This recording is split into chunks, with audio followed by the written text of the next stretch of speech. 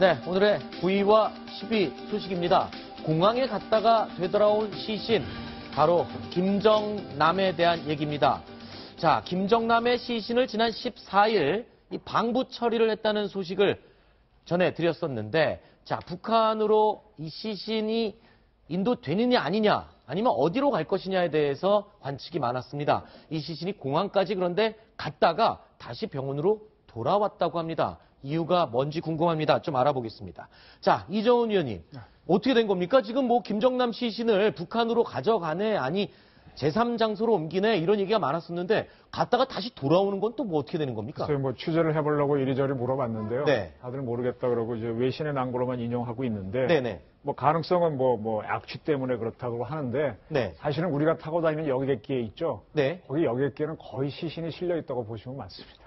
아, 그래요? 아프리카네, 여기 여러 가지 이유로 해외에서 돌아가신 분들을 네. 비행기로 싣고 오는데 그냥 항공화물로 많이 오는데 잘 네. 몰라서 그런데 어쨌든 뭐 그게 일반적인 건데 거부했다는 설이 있고, 네. 그다음에 이제 북한하고 말레이 사이에 어떤 협상이 파탄됐다 그런 얘기도 있습니다. 아, 그렇군요. 그러니까 북한과 말레이시아 정부 간의 협상이 어그러지면서 그러니까 시신 인도가 다시 취소가 되고 다시 병원으로 시신이 돌아왔다. 일단 뭐 딜레이 됐다고 보는 게 맞겠죠. 네. 어떤 부분에서 의견 차이를 줄이지 못했을까요? 글쎄요, 그거는 지금 뭐 섣불리 추론하기가 좀 힘든데요. 아마 이게 서로 맞교환을 한다면 베이징에서 이루어지겠죠. 네. 베이징에서 지금 고려항공 비행기가 말레이인 9명의 외교관을 데리고 나오면 거기서 네. 이제 과거 이제 베를린의 찰리 검문소에서 이 서방과 공산주의의 스파이를 맞교환하듯이 뭐 그런 식으로 하려고 했던 것 같은데 북한에서 네. 뭐 9명을 안 보낸 건지 네. 또는 뭐 이번에 말레이에서 3명을 조사했지 않습니까? 북한 대사관 있는 사람들. 네네네. 그 사람들을 나중에 보내겠다고 따로 했기 때문인지 그게 아직 확인이 잘 안 되고 있습니다. 네. 김정몽 교수님께서 여러 번 이 사람들을 언급을 해주셨어요. 북한에서는 요 세 사람, 특히 현광성, 이 사람에 대한 굉장히 집착이 있고요. 그리고 글쎄요, 이 고려항공 직원에 대해서는 그렇게 집착을 한다라고 볼 수는 없겠지만 일단은 현광성에 대해서 굉장히 북한 정부가 지금 집착을 하고 있는 상황 맞죠? 그렇죠. 그래서 북한 입장에서는 김우길, 현광성 그리고 이지수 네. 세 사람을 체포가 안 당하게 해서 북한으로 무사히 탈출시키려는 게 이제 목적이고. 네. 근데 말레이시아 입장에서는 일단 김정남 시신만 주고 어떻게 네. 하면은 말레이시아 국민 9명을 이렇게 데려올 수 있을까? 이런 게 그 목적인데 쌍방간 이제 이해가 다르기 때문에 네. 협상 과정에서 이제 합의가 불발됐기 때문에 네. 시신 인도를 안 하는 것 같습니다. 사실 김정남 암살의 증거 자체가 김정남의 시신 아닙니까? 그런데 이걸 북한에 인도를 해줘 버린다는 거는 말레이시아 정부가 북한에 완전히 다 원하는 대로 다 들어줘 버리는 거 아닌가요? 현재는 아마 말레이 정부는 자신이 있을 겁니다. 이 범죄에 북한이 연루됐다는 것을 입증할 만한 충분한 근거가 있기 때문에 네. 시신을 돌려줘도 아무런 문제가 없다고 이제 판단한 것 같은데 네. 가장 큰 증거가 바로 CCTV입니다. 네. CCTV에 북한 공작원 4명이 나갈 때 현광성과 김우길이 배웅하는 장면도 있었고, 네. 그다음에 또 수사 과정에서 CT 아이샤가 네. 범행 전날에 600불을 받았다라는 네. 얘기를 했습니다.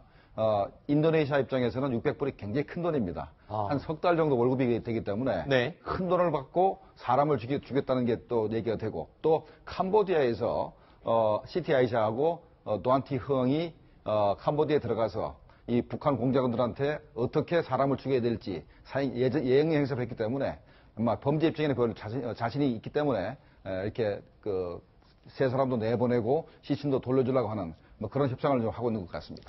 만에 하나 북한으로 김정남의 시신이 인도가 됐다라고 한다면 김정은의 입장에서는 김정남이 굉장히 눈에 가시였던 존재 아닙니까? 그러면 김정남의 시신은 북한에 들어가는 순간 어떻게 처리가 되는 겁니까? 아마도 시신이 북한 대사관에 인계가 될 겁니다. 네. 그러면 그 북한 대사관이 말레이시아를 떠나기 전에 말레이시아에서 화장할 가능성이 가장 높다고 생각이 됩니다. 아하. 그래서 화장한 김정남 시신을 유골을 가지고 가서 아마 이제 서해 바다에 뿌리든가, 네. 아니면 대동강에 뿌려서 흔적을 없앨 가능성이 가장 높다고 생각이 됩니다. 그렇군요. 자, 김정은 얘기가 나왔으니까 좀 최근 근황에 대해서 이야기를 나눠보겠습니다. 김정은이 8일 만이죠. 8일 만에 모습을 드러내지 않다가 갑자기 또 공개 활동을 시작했어요. 오늘 간 장소가 조선혁명박물관에 시찰을 갔다. 이거 어떤 곳입니까? 유명한 의미가 있는 곳인가요? 그렇죠. 그러니까 북한의 혁명을 했다는 사람들이 김일성 아버지부터 김일성, 김정일 이 3대가 북한의 독립을 위해서 네. 또 북한의 건설을 위해서 큰 업적을 남겼기 때문에 이 세 사람을 위한 박물관을 만들었는데 그 박물관이 바로 조선혁명박물관입니다. 네. 뭐 어떤 의미가 있고 굉장히 큰 일을 앞둔 상황에서 방문한 것은 아닌가 저는 이런 느낌이 직감적으로 좀 들거든요. 저기는 저도 한번 가봤는데요. 네. 김일성 우상화 박물관으로 보시면 됩니다. 그래서 저기 과거에 이제 평양에 있다가 만주로 간 그런 쭉 다 모아놓은 건데요. 네. 4월 15일이 태양절이 다가오지 않습니까? 그걸 앞두고 저기를 네. 재개관하면서 갔던 걸로 보입니다. 그렇군요. 네. 그리고 또 사진 한 장을 한번 보겠습니다. 자, 지금 단체 사진을 찍었는데 이게 너무 커서요. 잘 안 보이는데 가운데 지금 확대를 해서 보면은 바로 이 사람입니다. 황순희 조선혁명박물관장이라고 나오고 있습니다. 조금 전에 말씀을 해주신 그 박물관장이네요. 어떤 의미가 있는 인물입니까? 그 박물관장은 유경수 부인인데 유경수라는 네. 사람이 배고 탱크에다를 몰고 네. 서울을 6.25 때 가장 먼저 점령했던 사람입니다. 아하. 우리 국민에서 봤을 때는 철천지 원수죠. 그 네. 원수의 부인인데 저 유경수 황순이 전 부인이 네. 그러니까 유경수의 첫 번째 부인이 김일성의 부인이 김정숙의 여동생입니다. 그러니까 어떻게 보면 김일성이하고 유경수하고는 동서간이었는데 그 여자가 빨리 죽는 바람에 황순이가 다시 재혼을 했었습니다. 네, 그렇군요. 자, 이제 곧 북한 최대 명절인 태양절이 다가오고 있습니다. 자, 이런 조선혁명박물관에들 시찰을 하고 이러는 것들이 자, 태양절을 앞두고 이런 행보를 서서히 지금 꺼내는 게 아닌가 이런 생각도 드는데요. 자, 태양절을 기념하기 위한 말리마 속도? 이건 또 뭡니까? 말리마 속도에 지금 열을 가하고 있다. 이게 뭐 하는 겁니까? 천리마 속도라는 게 1950년도 12월 달에 김일성 연설에 의해서 이제 만들어졌는데 네. 우리 다 알지 않습니까? 천리마 그렇죠. 속도가 뭔지. 말리마 속도는 그보다 10배나 좀 빨리 가자라고 해서 작년도 5월 달에 7차 당대회를 할 때 김정은이가 만들어 놓은 말입니다. 근데 네. 북한 주민들을 들들들들 볶아서 노동력을 착취하기 위해서 말리마처럼 열심히 뛰자라고 만든 게 말리마 속도입니다. 네. 뭐 좀 있으면 억리마 속도도 만들고 뭐 계속 빨리빨리 하라고 계속 그러겠네요. 안 그래도 지금 북한의 여명거리 조성하는데 그렇게 속도 내라고 주민들을 닥달을 하고 있는데 이게 그렇지 목적이 않습니까? 있는 걸로 판단하셔야 돼요. 네. 북한에서는 우리는 지금 과학자를 그렇게까지 우대 안 하는데 김정은은 그 네. 선대부터 굉장히 우대를 합니다. 그게 뭔가 하면 어부바 사건이 있었잖아요. 네네.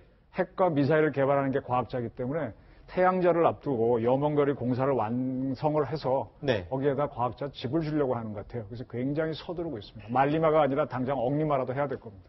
지금 김정은의 행보를 보면요. 글쎄요. 뭐 천리마 말리마에서 빨리빨리 완수를 해라라고 지시를 하는데 사실 우리는 경험을 하지 않았습니까? 이거 빨리빨리가 얼마나 나쁜지 부실 공사로 이어질 가능성이 굉장히 높잖아요. 그래서 이 초고층 건물들을 짓는데요. 네, 지금 굉장히 걱정입니다. 특히 북한이 4월 15일까지 완성하기 위해서 네. 추운 겨울에 아파트 시공을 했지 않습니까? 네. 그러니까 콘크리트 양생을 한겨울에 했거든요. 그러면 굉장히 위태로워집니다. 이게 네. 뭐 습기가 제대로 이렇게 발산이 안 되고 그래서 앞으로 통일이 되면은 정말로 저 건물들을 그대로 내버려 둘 수 있을지 그것도 의문일 정도로 너무 난림 공사를 하는데 제 대표적인 난림 공사가 2014년도 5월 달에 네. 평양시 평천구역에서 네. 23층 아파트가 짓다가 무너져가지고 그랬었죠. 다 졌죠. 다 졌는데 내장 공사가 일부 조금 안 끝났었습니다. 벽지는 네, 게. 근데 하여간 그 당시에 몇백 명이 가입주를 했는데 네. 그게 무너지는 바람에 수백 명이 사상자가 났었습니다. 그랬었죠. 그 바람에 이제 책임자가 총살당하고 이렇게 그런 사건이 있었습니다. 얼마 전에 저희 뉴스탑10에서 그 사진 또 한번 보여드린 적이 있는데요.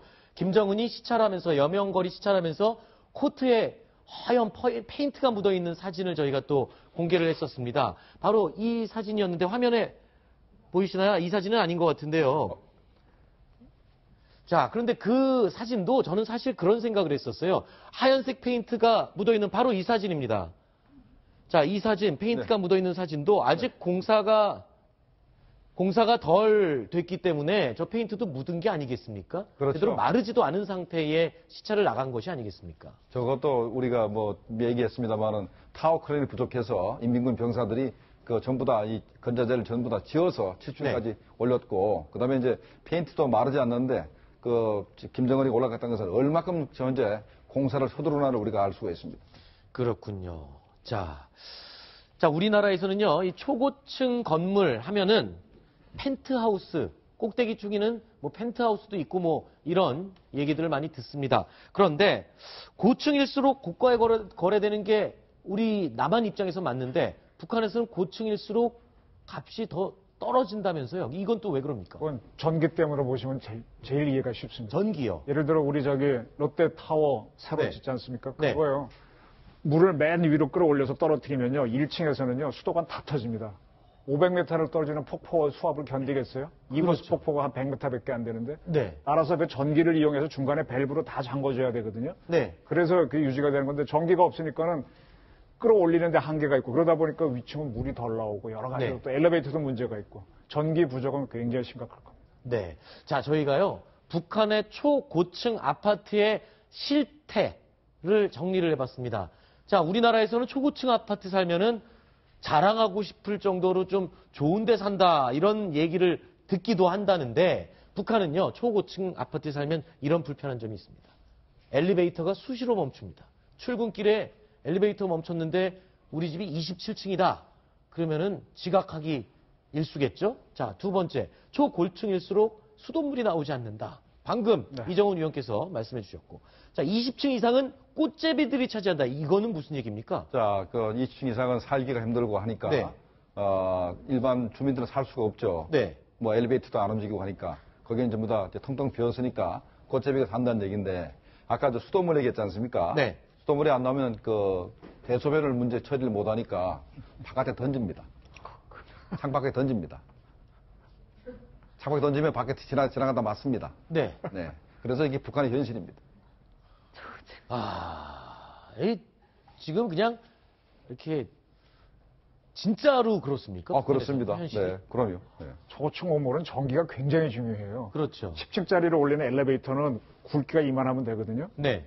20층, 30층이면 같은 굵기로 올라가면 이거 못 견딥니다. 세제곱으로 굵어져야 되고 에너지를 훨씬 더 많이 써야 됩니다. 따라서 네. 전기가 부족한 북한이 저런 70층을 막 짓게 되면은요, 스스로 모순에 걸릴 겁니다. 저게 과학자 우대하기 위해서 하는 건데, 네. 부사과학자들 아마 저게 북한에 보트를 내게 될 것입니다.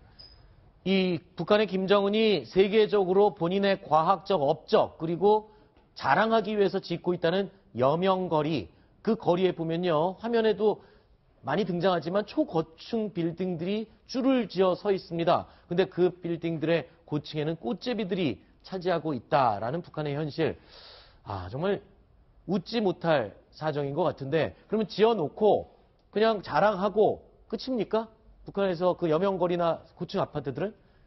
대부분 도시는 그렇게 유지가 되고 있는 건가요? 과학자들한테 분양을 주겠죠. 네. 줘서 이제 그 사람들 우대한다고 할 텐데 그분들이 살면서 이제 불만이 나오겠죠. 그러면서 이제 엘리트하고 수령이 분리가 되면은 그토록 바라는 어떤 북한판 혁명이 나지 않겠나 하는 상황이 될 수 있겠죠. 네. 그래도 저층은 살만합니다. 한 10층까지는 살만하거든요. 네. 그러니까 10층까지는 로얄층이니까 그래도 좀 값이 좀 나가고, 그 위로 올라갈수록 점점 값이 떨어지고, 그다음에 제가 사례를 들면은 노부모가 이제 행동이 불편한 노부모가 네. 1년에 한 번 또는 두 번 외출을 하는 것이 네. 내려갈 수가 없어서 김일성 생일, 김정일 생일 그때만 전기를 주니까 1년에 두 번 외출한답니다. 네. 자, 이렇게 자세하게 북한의 실태의 얘기를 들어보니까요, 정말 웃지 못할 안타까움을 자아내는 그런 북한 내부의 자세한 이야기를 들어봤습니다.